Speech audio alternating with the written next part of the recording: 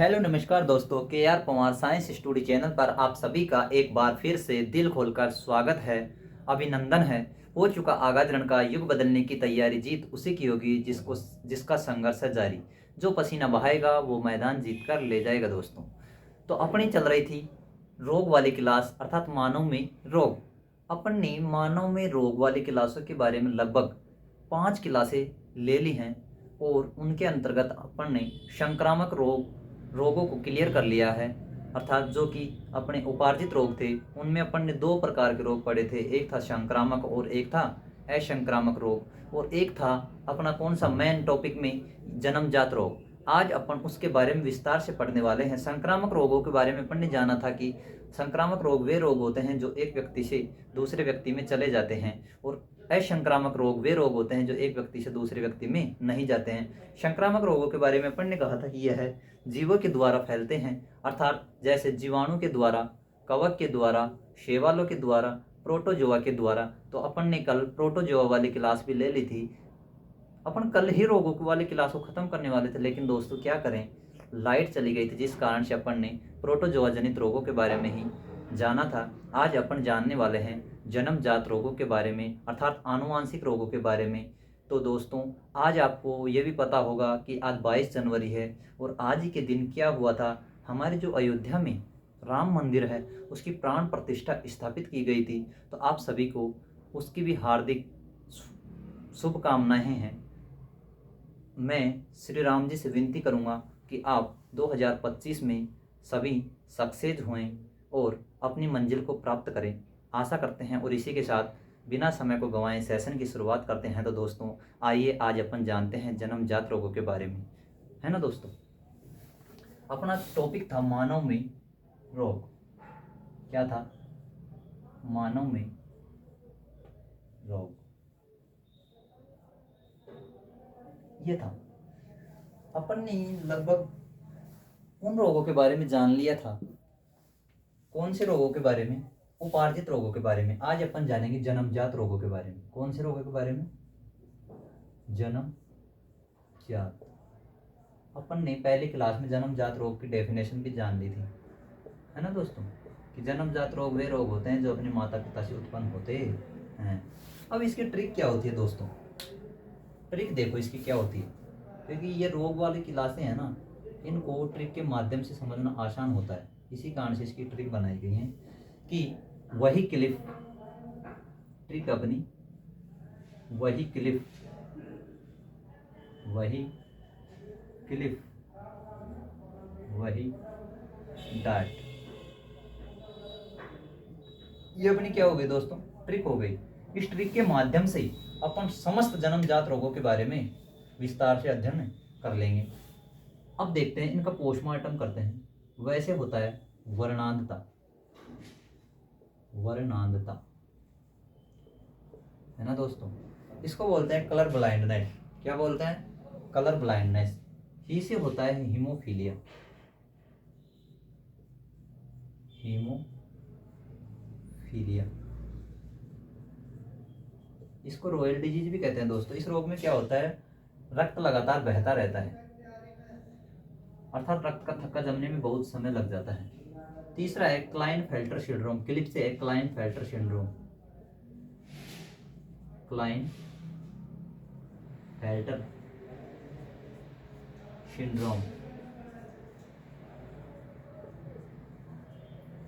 इसमें क्या होता है दोस्तों, गुणसूत्रों की संख्या 47 हो जाती है, 47 हो जाती है। अर्थात यह एक किन्नर कह सकते हैं हम इसको। किन्नर में गुणसूत्रों की संख्या कितनी होती है दोस्तों? 47। ये क्या है, अपन हेल्पिंग वर्क के रूप में काम लेंगे इसका। और डा से होता है डाउन सिंड्रोम। कौन सा? Down syndrome. यह गुणसूत्र क्या होता है? 21वें गुणसूत्र के ट्रायसोमी से होता है। डे को अपन उल्टा कर देंगे तो 21 बन जाएगा दोस्तों, है ना।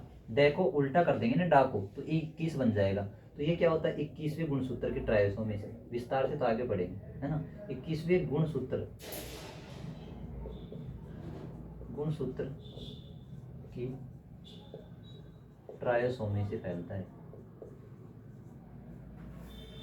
गुणसूत्र की खोज किसने की थी दोस्तों? वोल्टेयर ने। याद रखना है ना, कभी कभी पूछ लिया जाता है ना। अब एक बच गया अपना टर्नर सिंड्रोम। टर्नर सिंड्रोम, इसमें दोस्तों गुणसूत्रों की संख्या कितनी हो जाती है? 45, 45 हो जाती है। गुणसूत्रों की संख्या कितनी होती है? 45, है ना दोस्तों। अब देखा अपन क्लाइनफेल्टर सिंड्रोम, इसमें तो अपन ऐसे देख सकते हैं कि इसमें क्या है, अक्षर भी ज्यादा आ रहे हैं, तो इस हिसाब से अपन देख लेंगे गुणसूत्रों की संख्या भी क्या है, ज्यादा है। और टर्नर सिंड्रोम में देख रहे हो कम अक्षर आ रहे हैं, तो गुणसूत्रों की संख्या क्या हो रही है? कम हो रही है। तो ये क्या होता है? किन्नर, जिसको अपन क्या बोलते हैं? छक्का भी बोलते हैं, है ना। तीसरा लिंग होता है। तो ये अपन ने क्या देखा कि ट्रिक के माध्यम से देखा कि जन्मजात रोग कौन कौन से होते हैं। तो इस ट्रिक को अपन बार बार बोलेंगे, वही क्लिप वही डांट, वही क्लिप वही डांट। वैसे वर्णांधता ही से हीमोफीलिया, क्लिप से क्लाइनफेल्टर सिंड्रोम, जो जिसमें गुणसूत्रों की संख्या कितनी होती है? 47, क्योंकि अक्षर भी इसमें क्या है? ज्यादा है। और 47 गुणसूत्रों की संख्या किसमें होती है? किन्नर तथा छक्का में। और ये हेल्पिंग वर्ब है, क्या है? हेल्पिंग वर्ब है। डाउन से क्या हो गया? Down syndrome. ऐसे क्या हो गया? Turner syndrome. तो अपन है ना अब एक एक रोगों के बारे में विस्तार से पढ़ने वाले हैं। तो ट्रिक आपको समझ आई होगी, आशा करता हूँ पसंद भी आई होगी। तो अपन क्या है, अब एक एक वर्ड के माध्यम से समझेंगे कि कौन सा वर्णांतता रोग होता है, क्या होता है इसमें, है ना। आपने जान लिया होगा इधर दोस्तों, क्योंकि है ना धीरे धीरे अपन है ना टुकड़ों के माध्यम से समझेंगे तो अपने आसानी से समझ आएगा। क्योंकि ये क्या है? टुकड़ों के माध्यम से समझना क्या है दोस्तों? आसान विधि, है ना।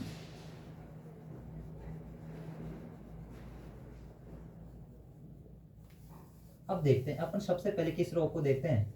वर्णांधता को देखते हैं। सबसे पहले क्या लिखे? वर्णांधता।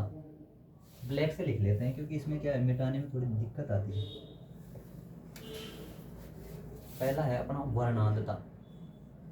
जन्मजात रोगों के अर्थात आनुवांशिक रोग भी है भाई ये, आनुवांशिक, इनको आनुवांशिक रोग भी कहते हैं, आनुवांशिक। अपना पहला है वर्णांधता। वर्णांधता, इसको बोलते हैं दोस्तों कलर ब्लाइंडनेस।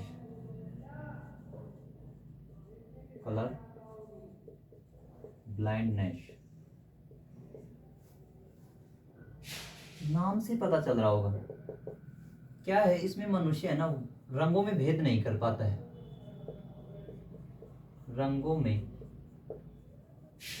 भेद नहीं कर पाता है, भेद नहीं कर पाता है। वर्णांधता रोग में क्या होता है दोस्तों? मनुष्य रंगों में भेद नहीं कर पाता है। क्या है? रंगों में भेद। और वो कौन कौन से रंग में भेद नहीं कर पाता है? पीला व लाल में, सॉरी हरा व लाल में, हरा व लाल रंग में। ये क्या है दोस्तों? अभी पूछा गया किसमें? पशु परीक्षण एग्जाम में, पशु परीक्षक एग्जाम में आया था एक क्वेश्चन कि कौन कौन से रंग में भेद नहीं कर पाता है। अच्छा दोस्तों, इसका वाहक क्या होती है? केवल स्त्रियां होती हैं। इस रोग का वाहक केवल स्त्रियां होती हैं, स्त्रियां होती हैं। यह आंखों को प्रभावित करता है, नाम से पता चल रहा है, आंखों को प्रभावित करता है ना दोस्तों। वर्णांधता रोग क्या होता है? कलर ब्लाइंडनेस होता है, जो रंगों में भेद नहीं कर पाता है, अर्थात मुश्किल होता है। हरा व लाल रंग में भेद नहीं कर पाता मनुष्य सामान्यतः। इस रोग का भाग केवल कौन होती हैं? स्त्रियां होती हैं। आंखों को प्रभावित करता है यह रोग, है ना। इतना अपन ने जान लिया है। अब देखते हैं आगे। अब कौन सा है अपना? हीमोफीलिया। इतना आपको समझ आया होगा। तो अपन को याद क्या रखना है? केवल केवल और केवल याद क्या रखना है? रंगों में भेद किस रोग में नहीं कर पाता मनुष्य?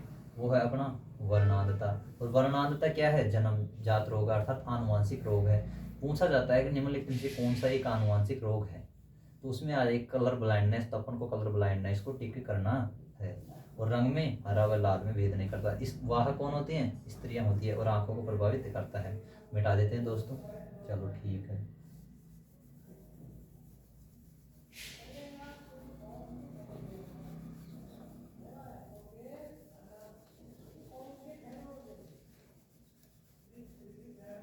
अब आगे अपन पढ़ते हैं हीमोफीलिया।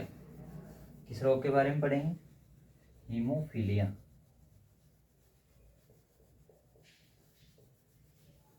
हीमोफीलिया रोग के बारे में जानेंगे। दूसरा अपना है हीमोफीलिया रोग। हीमोफीलिया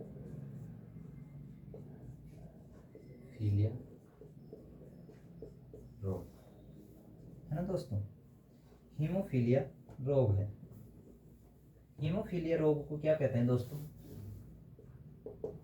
इसको बोलते हैं शाही डिजीज, शाही रोग। शाही रोग को इंग्लिश में कहते हैं रॉयल डिजीज, रॉयल। इसको शाही रोग क्यों कहते हैं दोस्तों? क्योंकि यह रोग सबसे पहले इंग्लैंड की महारानी विक्टोरिया के हुआ था। विक्टोरिया के हुआ था। इस कारण से इस रोग को क्या कहते हैं? शाही डिजीज कहते हैं, रॉयल डिजीज कहते हैं, क्योंकि इसका संबंध किससे? राजघराने से। राजघराने से संबंध है इसका। इस कारण से इसको क्या कहते हैं? शाही डिजीज कहते हैं। इसमें क्या होता है दोस्तों? प्रमुख लक्षण है इसका लगातार रुधिर का बहना चोट लगने पर।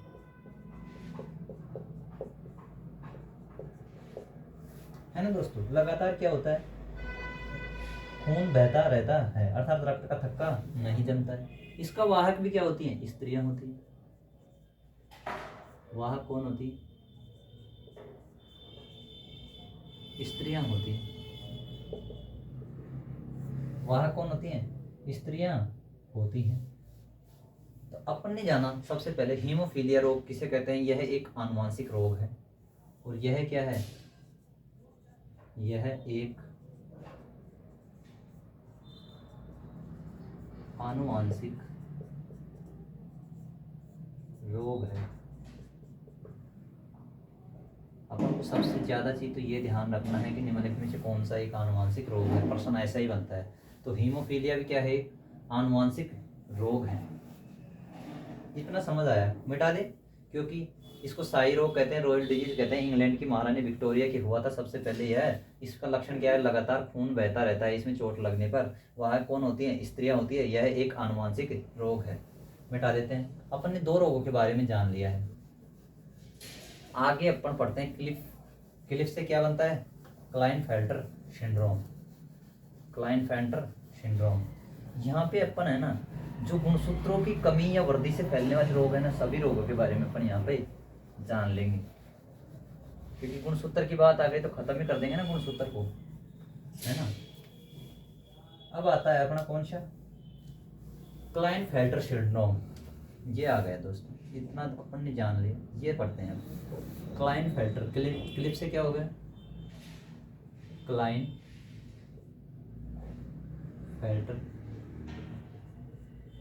सिंड्रोम। तीसरा रोग है दोस्तों। ये कौन सा रोग है? तीसरा रोग है क्लाइनफेल्टर सिंड्रोम, है ना दोस्तों। क्लाइनफेल्टर सिंड्रोम, इस रोग के बारे में अपन अच्छे से जान लेते हैं। इसमें क्या होता है दोस्तों? गुणसूत्रों की संख्या कितनी हो जाती है? 47 हो जाती है। अपन ने देखा था गुणसूत्रों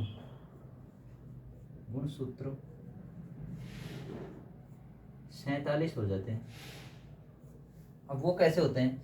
मतलब कि मनुष्य में क्या होते हैं? सामान्य गुणसूत्र कितने होते हैं? सामान्य गुणसूत्र 44 होते हैं ना, 44 होते हैं। इसमें क्या होता है दोस्तों, क्लाइनफेल्टर सिंड्रोम में 44 प्लस x प्लस वाई, यानी कि जो एक मनुष्य होता है, पुरुष होता है, उसमें क्या होता है 44 प्लस x और y होगा ना, तो ये क्या होगा, एक अच्छा पुरुष होगा। इसमें अगर एक और x आ जाता है, यानी कि ये क्या है, पुरुष था, इसमें क्या हो गया, एक महिला गुणसूत्र बढ़ गया। तो इसमें क्या है, पुरुषों में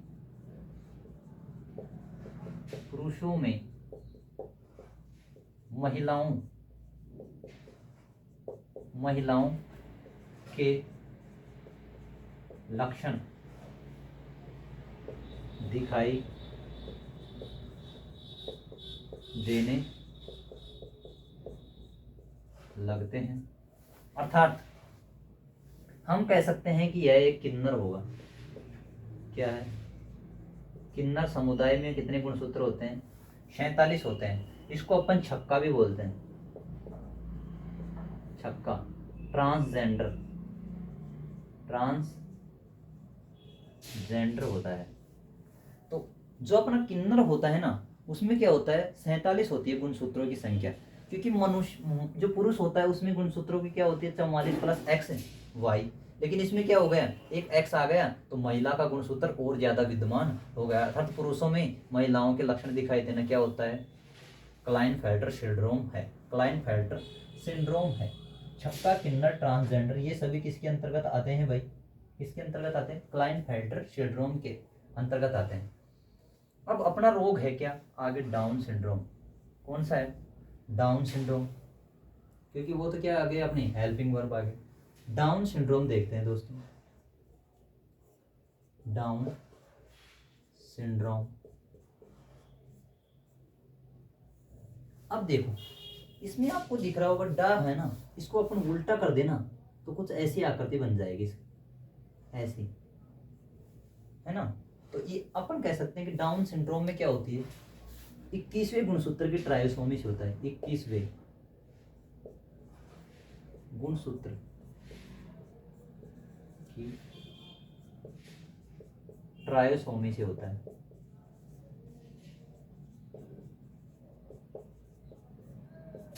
डाउन सिंड्रोम क्या होता है, 21वें गुणसूत्र की ट्रायोसोमी से होता है ना दोस्तों।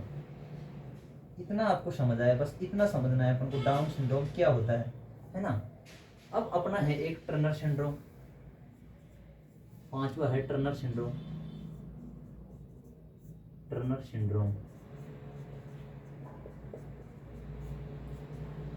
इसमें क्या होता है दोस्तों, गुणसूत्रों की संख्या कितनी होती है, 45। गुणसूत्र कितने होते हैं, 45, यानी कि एक गुणसूत्र की क्या हो जाती है, कमी हो जाती है। इसमें क्या होता है, 44 प्लस एक्स गुणसूत्र होता है। क्या होता है, 44 प्लस एक्स गुणसूत्र, अर्थात महिलाओं के कम लक्षण दिखाई देते हैं। क्या होगा, महिला तो होगी, लेकिन उसमें क्या होगा, महिला के कम लक्षण दिखाई देंगे। महिलाओं में महिला के कम लक्षण, क्या होगा, महिला के कम लक्षण दिखाई देंगे, क्योंकि सामान्य महिला में गुणसूत्रों की संख्या कितनी होती है भाई, सामान्य महिला कितनी होती है, 44 प्लस एक्स। लेकिन इसमें क्या हुआ, एक एक्स घट गया कि नहीं भाई, तो अपन कह रहे हैं कि टर्नर सिंड्रोम में गुणसूत्रों की संख्या कितनी होती है, 45 होती है। 44 प्लस एक्स, 44 प्लस एक्स अर्थात 45 ही गुणसूत्र होते हैं। तो एक एक्स घट गया ना, तो महिलाओं में महिला के कम लक्षण दिखाई देते हैं इसमें, टर्नर सिंड्रोम में। और सामान्य महिला में कितना होता है, महिला सामान्य होती है, उसमें कितने होते हैं, 44 प्लस एक्स। एक एक्स घटने पर स्वाभाविक है कि उसमें महिला के कम लक्षण दिखाई देंगे, है ना दोस्तों। इतना तो अपन ने समझ लिया है। तो अपन ने देखा, वर्णांधता देख लिया, हीमोफीलिया देख लिया, क्लाइनफेल्टर सिंड्रोम देख लिया, डाउन सिंड्रोम देख लिया, टर्नर सिंड्रोम देख लिया। अपन है ना, अब गुणसूत्रों को एक जगह पढ़ लेते हैं ना, क्योंकि अलग अलग गुणसूत्रों की कमी से होने वाले विकारों को एक जगह लिख लेते हैं अपन, है ना। इतना समझ आया होगा आपको, आशा करता हूँ मैं। अब एक जगह पर एक ही जगह लिख लेते हैं अपन गुणसूत्रों को, है ना। मिटा दें, चलो ठीक है। क्लाइनफेल्टर सिंड्रोम में कितने वर्ण भी ज्यादा आ रहे हैं तो गुणसूत्र भी क्या हो गए, ज्यादा हो गए, है ना। क्लाइनफेल्टर सिंड्रोम,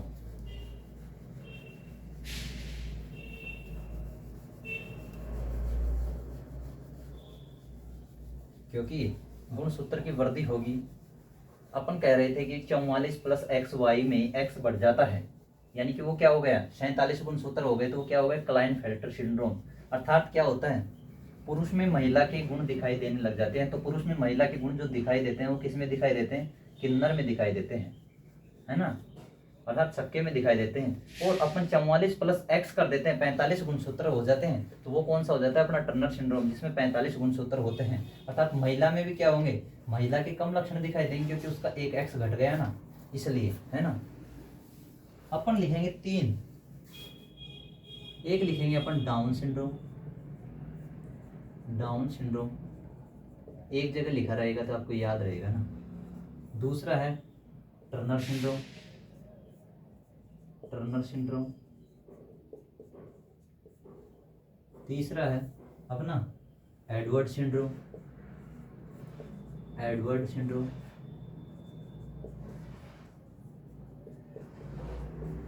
है ना दोस्तों, टर्नर को तो अपन ने देख भी लिया है ना, लेकिन फिर भी आपको लिख लेते हैं। एक अपना पटाउ सिंड्रोम, पटाउ सिंड्रोम, कोई दिक्कत नहीं। ये क्या हो गए भाई, सिंड्रोम में सिंड्रोम हो गए, है ना। अब देखते हैं डाउन में क्या हो गया, 21वें गुणसूत्र के ट्रायोसोमी से होता है। 21वें गुणसूत्र पूछा जाता है भाई। डा को क्या कर देंगे अपन, उल्टा कर देंगे, इसको समझो भाई। डा को क्या कर देंगे, उल्टा कर देंगे, तो 21 बन जाएगा। तो 21वें गुणसूत्र की ट्रायोसोमी से, ट्रायोसोमी से, है ना दोस्तों। टर्नर में कितने गुणसूत्र हुए थे भाई, 45 गुणसूत्र, है ना। एक और 5वां लिख लेते हैं यहाँ, क्लाइनफेल्टर सिंड्रोम, दोबारा भी, है ना, क्योंकि इसको जितनी बार समझेंगे उतना ही फायदा हो। क्लाइनफेल्टर सिंड्रोम, है ना दोस्तों। थोड़ा अपन पानी पी लेते हैं, है ना।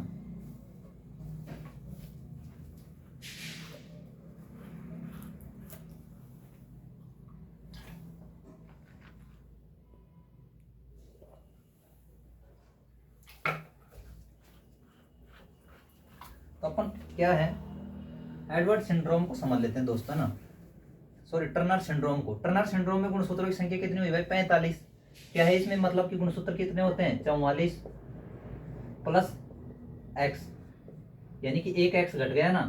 तो महिला में क्या होंगे, महिला के कम लक्षण दिखाई देंगे। महिला में महिला के कम लक्षण, महिला के कम लक्षण स्वाभाविक है, क्योंकि सामान्य महिला में कितने होते हैं, सामान्य में 44 प्लस एक्स एक्स, तो ये सामान्य महिला है कि नहीं भाई, है ना। तो इसमें क्या है, एक की कमी हो गई ना, इस कारण से क्या हुआ, महिला में महिला के कम लक्षण दिखाई दे रहे हैं। अब एक है अपना एडवर्ड सिंड्रोम। क्या है, एडवर्ड सिंड्रोम। एडवर्ड सिंड्रोम में क्या होता है, 18वें गुणसूत्र के ट्रायोसोमी से, 18वें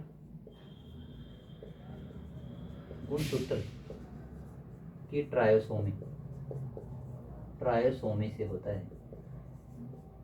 ट्रायोसोमी से, है ना। पटाउ सिंड्रोम में क्या होता है, 13वें गुणसूत्र के ट्रायोसोमी से, 13वें गुणसूत्र की ट्रायोसोमी। अब इसको अपन कैसे याद रखेंगे भाई, 13 को पटाऊं, किसको पटाऊं, 13 को पटाऊं, याद रखने के लिए भाई, किसी के लिए गलत इस्तेमाल मत करना ना। 13 को पटाऊं, यानी कि 13वें गुणसूत्र की ट्रायोसोमी से कौन सा होगा, पटाओ सिंड्रोम। किसको पटाऊं, 13 को पटाऊं। क्लाइनफेल्टर सिंड्रोम में क्या होता है, 47 होती है गुणसूत्रों की संख्या। गुणसूत्र कितने होंगे, 47। वो कौन कौन से होंगे भाई? 44 प्लस XY तो होंगे, यानी ये तो पुरुष हो गए। लेकिन इसमें अगर एक और मैं X शामिल कर देता हूँ ना, एक और X शामिल कर दे दिया, यानी 47 गुणसूत्र हो गए। तो इसमें क्या होगा? पुरुष में महिला के गुण दिखाई देना, महिला के गुण दिखाई देना, है ना। यानी कि ये क्या होगा? किन्नर होगा। किन्नर में तो देते हैं भाई, जो सर्वाधिक कहाँ होते हैं? दिल्ली में होते हैं। तो अपन ने देखा गुणसूत्रों के विकार से जो ये रोग होते हैं, down syndrome, Turner syndrome, Edward syndrome, Patau syndrome और क्लाइनफेल्टर सिंड्रोम, इनके बारे में अपन ने विस्तार से जाना। डाउन सिंड्रोम 21वें गुणसूत्र के ट्राइसोमी से, टर्नर सिंड्रोम में 45 गुणसूत्र अर्थात महिला में महिला के कम लक्षण दिखाई देना, एडवर्ड सिंड्रोम में 18वें गुणसूत्र के ट्राइसोमी से, पटाउ सिंड्रोम में किसको पटाऊं? 13 को पटाऊं, तो पटाउ सिंड्रोम में 13वें गुणसूत्र की ट्राइसोमी से। क्लाइनफेल्टर सिंड्रोम में कितने अक्षर भी ज्यादा हैं तो गुणसूत्र भी क्या है? ज्यादा है, 47 गुणसूत्र। अर्थात पुरुष में एक X की वृद्धि हो जाती है ना, तो उसमें पुरुष में भी क्या होता है? महिला गुण दिखाई देते हैं, अर्थात लक्षण दिखाई देते हैं। वो क्या होता है? किन्नर होता है दोस्तों, है ना। इतना समझ आया होगा, एक बार देख लीजिए, आप स्क्रीनशॉट ले लीजिए आराम से ना, है ना दोस्तों। मिटा देते हैं।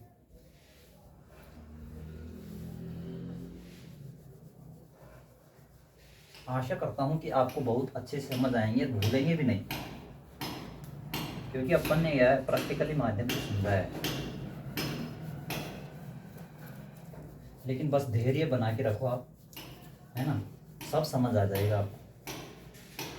क्योंकि अपन है ना, जन्मजात रोगों को लगभग से सभी को पढ़ लिया है, जो कुछ बचेगा उसको विविध रोग में पढ़ते हैं अपन। ट्रिक का तो अपन ने क्या कर दिया? पोस्टमार्टम कर दिया है।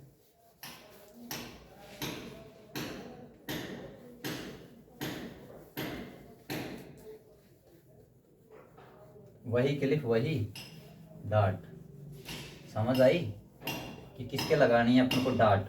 जो अपने लिए क्या है? क्लिप नहीं लेके आएगा उसके अपन को क्या लगाना है? डांट। क्लिप किसको लगाते हैं? बालों में। तो अपने लिए अपन बोलेंगे क्लिप लेके आओ, और वो नहीं लेके आएगा तो अपन क्या लगाएंगे? डांट लगाएंगे। डांट यानी फटकार लगाएंगे, है ना। अपन ने ये देख लिया है। अब कुछ विविध रोगों के बारे में अपन जान लेते हैं, है ना। विविध रोग कौन कौन से हैं अपने, है ना, जो इम्पोर्टेंट है। एक है दोस्तों सिकल सेल एनीमिया, जिसकी अपन ने चर्चा नहीं की। विविध रोग जो भी छूट गए हैं ना अपना, उनके बारे में जान लेते हैं। सिकल सेल एनीमिया,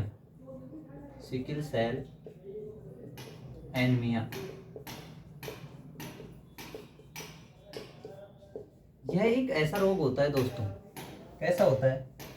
यह एक ऐसा रोग होता है जिसमें क्या होता है? रक्त की कमी होती है। रक्त की कमी होती है। क्या होता है? रक्त की कमी होती है। आरबीसी है ना, जैसे गोल होती हैं। आरबीसी कैसी होती है? गोल होती हैं ऐसे, लेकिन इसमें क्या होता है? हसियाकार हो जाती है। ध्यान रखना किस रोग में हसियाकार होती हैं। आरबीसी वैसे गोल होती हैं, गोल से क्या हो जाती है? हसियाकार, यानी हसिया बोले तो दांतली के समान। हसियाकार पूछा जाता है कि हसियाकार आरबीसी का आकार किस रोग में होता है? सिकल सेल एनीमिया में। इसमें क्या होता है? रोग रक्त की कमी होगी तो रुधिर भी बार बार देना पड़ेगा। रुधिर बार बार चढ़ाना पड़ता है। किसके? व्यक्ति के। रुधिर बार बार चढ़ाना पड़ता है, व्यक्ति के चढ़ाना पड़ता है रुधिर बार बार, क्योंकि उसमें कमी होगी ना, रक्त की कमी होगी तो स्वाभाविक है अपन क्या है? रुधिर देना पड़ेगा बार बार, ब्लड डोनेट करना पड़ेगा उसको, जो सिकल सेल एनीमिया रोग से ग्रसित होगा उस व्यक्ति को। रुधिर का यानी आरबीसी होती है, उसका आकार किस प्रकार हो जाता है? हंसियाकार, अर्थात दांतली के समान हो जाता है। दांतली, है ना दोस्तों, अर्थात जिससे अपन घास काटते हैं, है ना। ये है भैया। एक अपना आता है कौन सा? थैलेसीमिया रोग। थैलेसीमिया रोग, ये अपन ने क्या है? सिकल सेल एनीमिया को जान लिया। एक अपना थैलेसीमिया रोग, ये क्या होता है? रुधिर से संबंधित विकार होता है। ये भी रुधिर से संबंधित रोग होता है दोस्तों, रुधिर से संबंधित रोग होता है। दोस्तों क्या है, आवाज़ आपको आ रही होगी क्योंकि यहाँ पे आसपास में क्या होता है, काम चल रहा है। इस कारण से क्या है, अपन को फिर भी ध्यान को केंद्रित रखते हुए अपन अपना पूरा ध्यान समझने में लगाएंगे तो वही अच्छा होगा, है ना दोस्तों। क्योंकि समस्याओं का ना पार्ट ऑफ लाइफ है, और समस्याओं से लड़कर इनकी खोपड़ी में छेद करना ही क्या है, आर्ट ऑफ लाइफ है ना दोस्तों। इसमें भी आप एक प्रकार से ऐसे समझो कि आरबीसी का निर्माण नहीं होता है इसमें, आरबीसी का निर्माण नहीं होता है इस रोग में। तो थैलेसीमिया के रोग को इतना समझेंगे अपन, रुधिर से संबंधित विकार है, ये रोग है, और इसमें क्या होता है, आरबीसी का निर्माण नहीं होता है ना दोस्तों। अब अपन है ना विविध रोगों के बारे में पढ़ लेते हैं, जो कि 2 रोग अपन ने पढ़ लिया है, और एक अपन देखते हैं कौन सा, हाथी पांव रोग को देख लेते हैं, कौन सा है हाथी पांव रोग, है ना। मिटा देते हैं इसको, है ना। विविध रोग पढ़ रहे हैं भाई अपन ने, वैसे महत्वपूर्ण रोगों के बारे में पढ़ लिया है।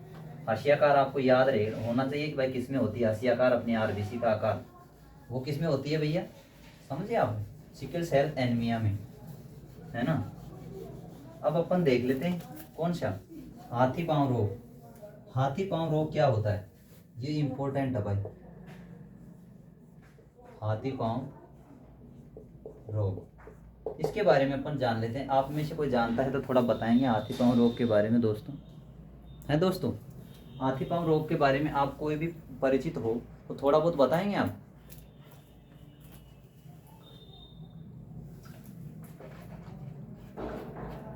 क्या है दोस्तों, एनर्जी ड्रिंक लेनी पड़ती है ना दोस्तों, इसके बिना कुछ काम नहीं होता, जल है तो जीवन है। हाथी पांव रोग इसको बोलते हैं फाइलेरिया, फाइलेरिया रोग, फाइलेरिया रोग किस नाम से जाना जाता है इसको, फाइलेरिया रोग। आपको नाम से पता चल रहा है कि इसमें क्या होता है, पांव किसके समान हो जाते हैं, हाथ पांव किसके समान हो जाते हैं, हाथी के समान, हाथ पांव, हाथ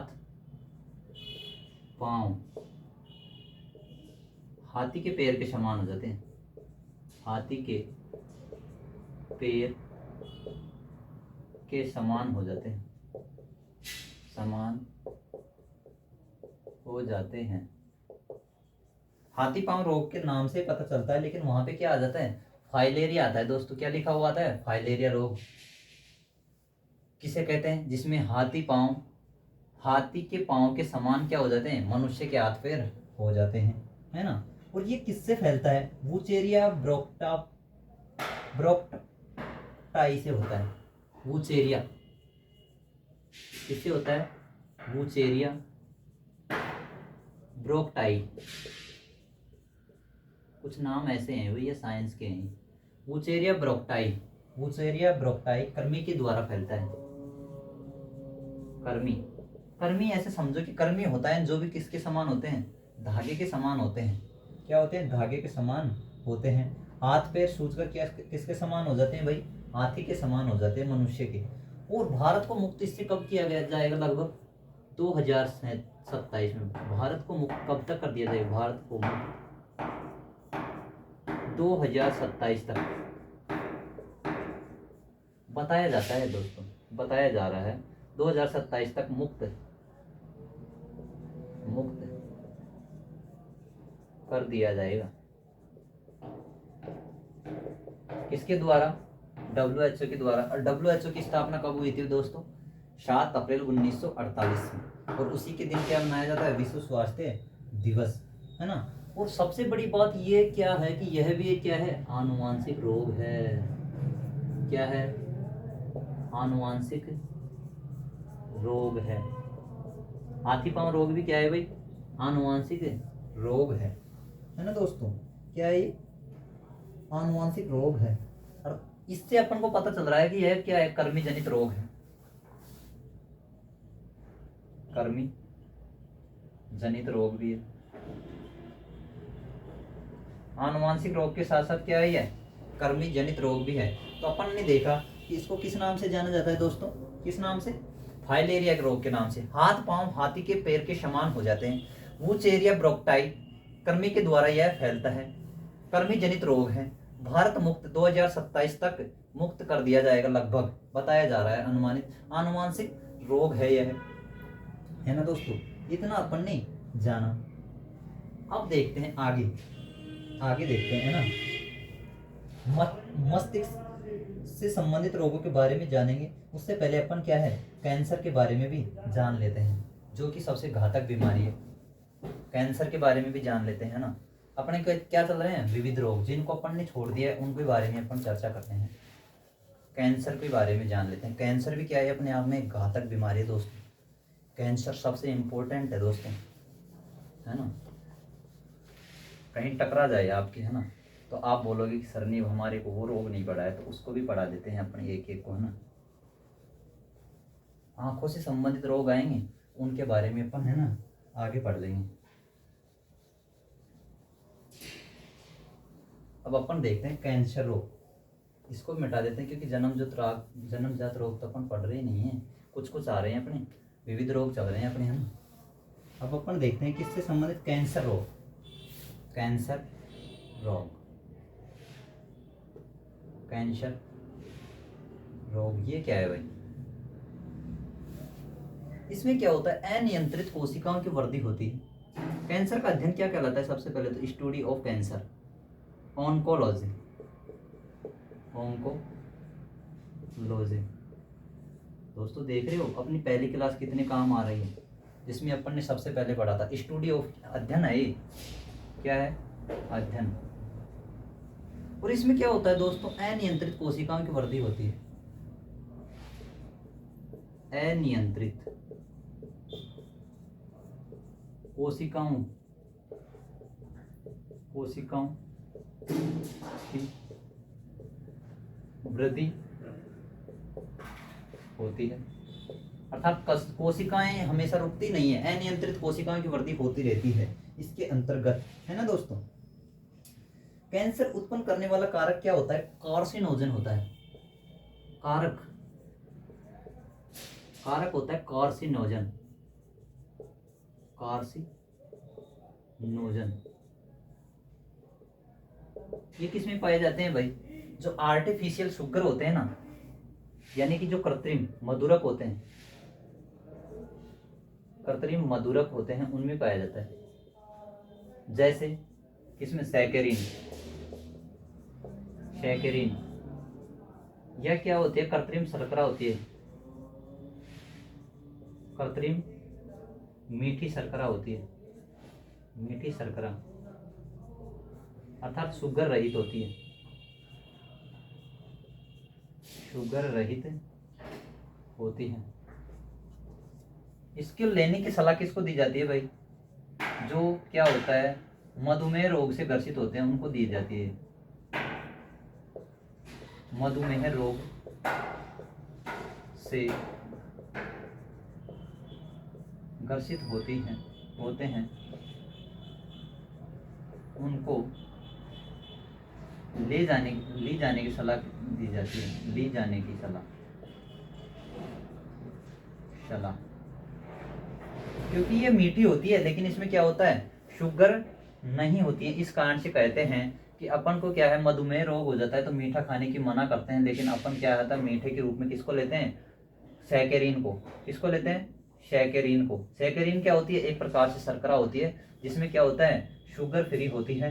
तो उसमें लेकिन क्या पाया जाता है, कार्सिनोजन तत्व पाया जाता है, जिसके कारण से क्या हो जाता है, अपन को कैंसर का खतरा रहता है ना दोस्तों। इतना आप सभी को समझ आया आशा करता हूँ।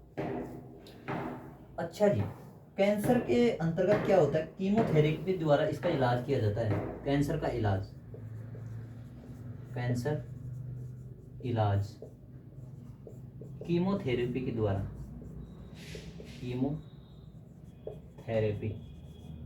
ये विधि है दोस्तों, कीमोथेरेपी विधि होती है, इसका इलाज किया जाता है इस विधि के द्वारा, है ना दोस्तों।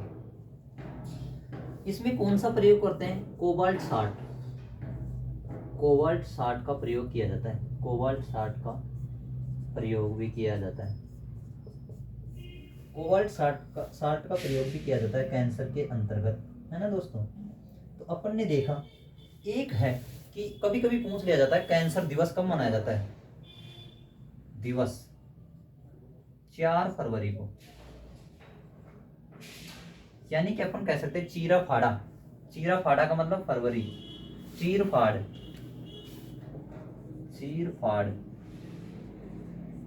चीर फाड़ होगी कि नहीं भाई फरवरी, फरवरी अपन समझेंगे चीर फाड़, भाई चीर फाड़ होगी कैंसर का इलाज करेंगे तो, कैंसर इलाज में तो क्या होगी, चीर फाड़ होगी। और चीर फाड़ का मतलब 4 फरवरी को कैंसर दिवस मनाया जाता है। अब देखते हैं अपन क्या है कैंसर का अध्ययन क्या कहलाता है, ऑन्कोलॉजी। ऑन्कोलॉजी कैंसर किसे कहते हैं, अनियंत्रित कोशिकाओं की वृद्धि होना क्या होता है, कैंसर होता है। इसमें कोशिकाओं की वृद्धि होती जाती है। कारक कौन सा होता है, कार्सिनोजन। ये किसमें होता है, कृत्रिम मधुरक में, अर्थात कृत्रिम मधुरक जो कि जिसमें क्या होता है शुगर फ्री होती है, और उसका क्या नाम है, सैकेरिन। क्या नाम है, सैकेरिन।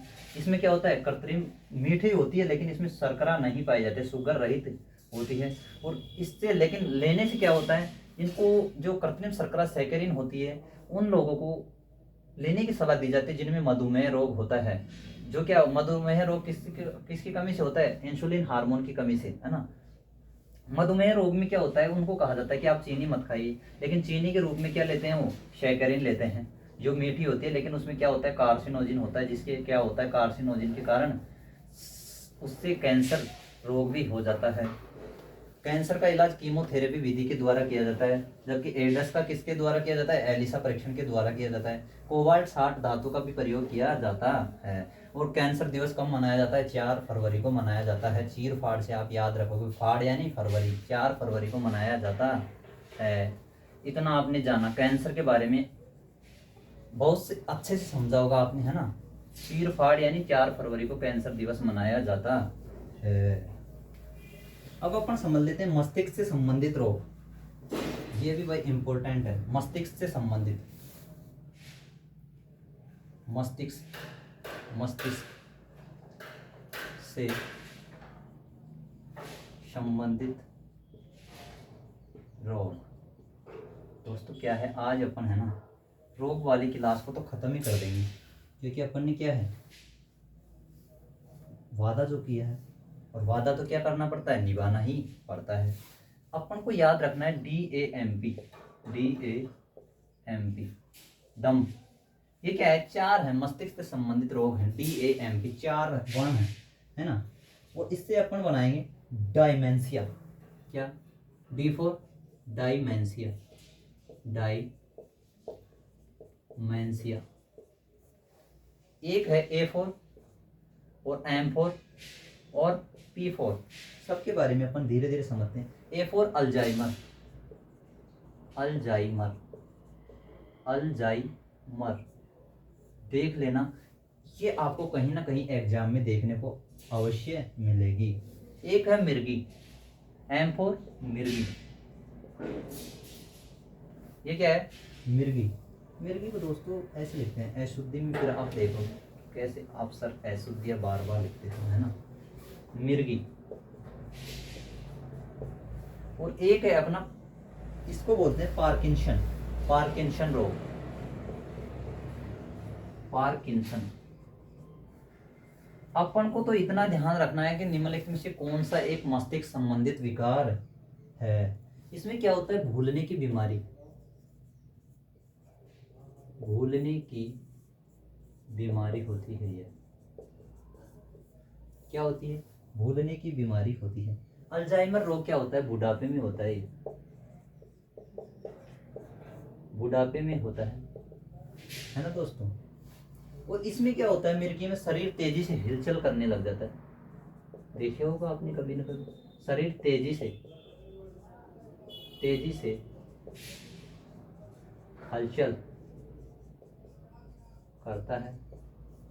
इतना आपने जाना, शरीर तेजी से हलचल करता है मिर्गी रोग में। और अल्जाइमर में क्या होता है, ये बुढ़ापे में होने वाला रोग है। और डायमेंशिया में क्या है, भूलने की बीमारी है। पार्किंसन रोग से आपको नाम से पता चल रहा होगा, पैर व हाथ की नस मस्तिष्क तक नहीं पहुंच पाती। इसमें क्या होता है, पार्किंसन में पैर व हाथ की नस, पैर व हाथ की नस अपने मस्तिष्क तक नहीं पहुंच पाती, मस्तिष्क तक नहीं पहुंच पाती। कितना आपने जाना। डी से डायमेंशिया, ए से अल्जाइमर, एम से मिर्गी रोग, टी से पार्किंसन रोग। इनमें से लगभग कोई सा भी पूछा जाए, निम्नलिखित में से कौन सा एक मस्तिष्क से संबंधित विकार या रोग है, तो डायमेंशिया, अल्जाइमर, मिर्गी, पार्किंसन, DAMP। बार बार देखोगे तो दोस्तों याद हो ही जाएगा। डायमेंशिया भूलने की बीमारी, अल्जाइमर बुढ़ापे में होने वाला रोग, मिर्गी शरीर तेजी से हलचल करने लगता है और आदमी गिड़गिड़ाने लगता है, इसमें क्या होता है, मिर्गी के रोग में, अर्थात बार बार दौरे की संभावना होती है। पार्किंसन रोग में क्या होता है, पार्किंसन यानी पैर व हाथ की नस मस्तिष्क तक नहीं पहुंच पाती हैं। DAMP डायमेंशिया, अल्जाइमर, मिर्गी और पार्किंसन रोग, ये क्या है, मस्तिष्क से संबंधित विकार है दोस्तों, है ना। अब अपन है ना लास्ट वाला लिखने वाले हैं अपन, जो कि सबसे इम्पोर्टेंट है, उनको आपको हमेशा याद रखना ही है, कहीं ना कहीं आपको टकराने को मिलेगा, है ना। इसके बाद में अपन है ना अपनी क्लास को विराम देंगे दोस्तों, है ना, क्योंकि विविध रोग हैं जिनको अपन ने क्या छोड़ दिया था। डायमेंशिया, अल्जाइमर, मिर्गी, पार्किंसन रोग, ये क्या है, सब मस्तिष्क से, ब्रेन से संबंधित रोग हैं। किससे संबंधित है, ब्रेन से संबंधित रोग हैं दोस्तों। हम है ना आपको अपनी तरफ से 100% देने का प्रयास करते हैं, देखते हैं आप कितना ग्रहण कर पाते हैं। आशा करते हैं कि आप है ना रोग में से कोई भी पर्सन आए उसको आप हल कर ही लेंगे, है ना दोस्तों। अब लिखो मिनी माता रोग, लिखो तत्वों की कमी से फैलते हैं दोस्तों। ये क्या होते हैं, तत्वों की कमी से फैलते हैं, तत्वों की कमी से होने वाले रोग कुछ है महत्वपूर्ण, होने वाले कुछ महत्वपूर्ण रोग, है ना दोस्तों। अब लिखो एक लिखो मिनी माता रोग, मिनी माता रोग, है ना दोस्तों। विस्तार से नहीं पढ़ेंगे इनके बारे में अपन, है ना। एक है इटाई इटाई रोग, इटाई इटाई इटाई रोग,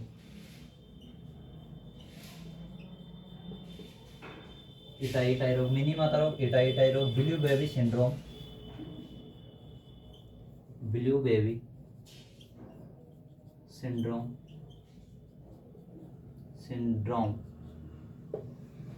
एक अपना फ्लोरोसिस, फ्लोरोसिस रोग।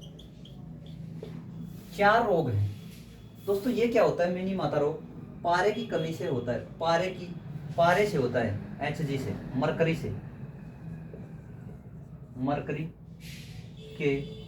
मरकरी को बोलते हैं Hg, इसको बोलते हैं पारा।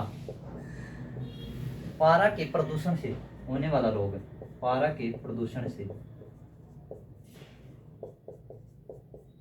होने वाला रोग है।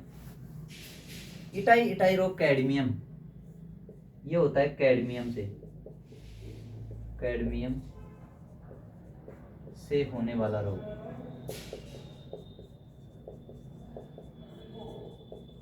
कैडमियम से होने वाला रोग कौन सा है दोस्तों, itai itai. Blue baby syndrome, ये किससे होता है, nitrate, blue baby nitrate, nitrate nitrate nitrate nitrate के प्रदूषण से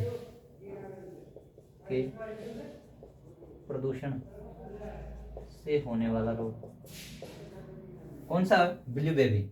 बेबी आ तो नाइट्रेट, नाइट की रेट, ब्लू बेबी नाइट्रेट किससे होने वाला रोग है, नाइट्रेट के प्रदूषण से होने वाला रोग है। फ्लोरोसिस, फ्लोरीन किसकी कमी से, फ्लोरीन की अधिकता से, फ्लोरीन की अधिकता से होने वाला रोग है। दोस्तों, अपन ने है ना लगभग आज सभी रोगों के बारे में जान लिया है। मिनी माता रोग मरकरी के प्रदूषण से होने वाला रोग है, अर्थात जिसको एचजी या पारा कहते हैं। इटाई इटाई रोग कैडमियम से होने वाला रोग है। ब्लू बेबी सिंड्रोम नाइट्रेट के प्रदूषण से होने वाला रोग है। फ्लोरोसिस रोग फ्लोरीन की अधिकता से होने वाला रोग है। ये सभी क्या है, तत्वों की कमी से होने वाले कुछ महत्वपूर्ण रोग हैं। आज अपन ने संपूर्ण क्लास रोगों की खत्म कर लिए दोस्तों। आशा करता हूँ आप सभी के बहुत अच्छे से समझ आई होगी, और आई है तो नीचे कमेंट्स बॉक्स में आप कुछ लिखें इस क्लास के बारे में और अपने विचार साझा करें दोस्तों। कहते हैं कि आप सभी के लिए कुछ लाइन हैं जो इस प्रकार बताते हैं कि ना संघर्ष ना तकलीफ तो क्या खाक मजा है जीने में, और बड़े बड़े तूफान थम जाते हैं जब आग लगी हो सीने में। है ना दोस्तों? तो वो सीने में वो आग होनी चाहिए सीखने की, सब काम अपना क्या होता है, आसान हो जाता है।